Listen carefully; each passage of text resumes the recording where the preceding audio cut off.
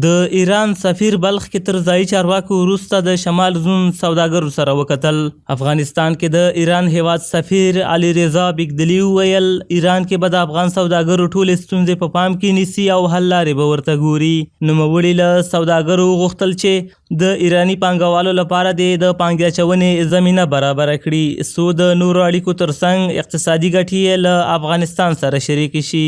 بنابراین ما به شکل اصولی نفعمون در این هستش که با هم همکاری و همسایگی بکنیم. همسایه هستیم، همسایه خوب باشیم.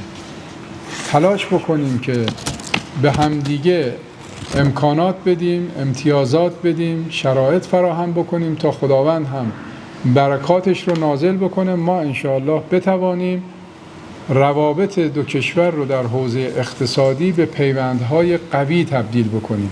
تجربه ثابت کرده کشورهایی که پیوندهای قوی دارن دوستی‌هاشون هم مستحکم‌تر هستش.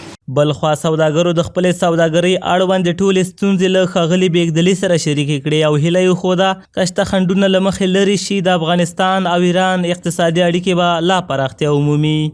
شما امیدوار هستیم که راههای بین رفت که امروز مشکلاتایی که در مرزها داریم، در چالش‌هایی که در مرزها هست و بین تاجرها هست، اینا را در هر زمینه، در بخش ترانسپورتیشن، در بخش انتقالات پول، در بخش انتقالات اموال ما، اینا را انشالله بر شما گویا خواهد شدن و یکی از شما خواهان عزیزم که همکاری همه جانبه را در این قبال داشته باشید.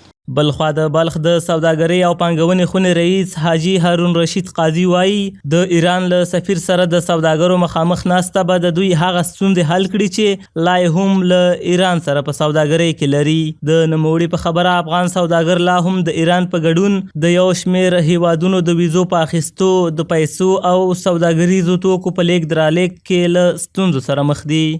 د لیدنې موخه په افغانستان کې د ایرانی تجاران او پانګوالو لپاره زمینه برابرول او د هغوی سره همکاري کول غوښتنه وه او بله غوښتنه د افغانستان ملي سوداګرو ته په ایران کې د کاري زمینو او شته مشکلاتو د حل او فصل دپاره موضوعات ورسره شریک شول او د وعده وشوه چې انشاءالله په نږدې راتلونکي کې به دوی د افغانستان تجار دپاره د ویزو، ترانزیت، ترانسپورت او خط ریل په برخو کې مرسته کوي او دغه مشکلات چې اوس د دې دواړو هیوادونو د تجارانو ترمنځ دا به انشاءالله حل کوي.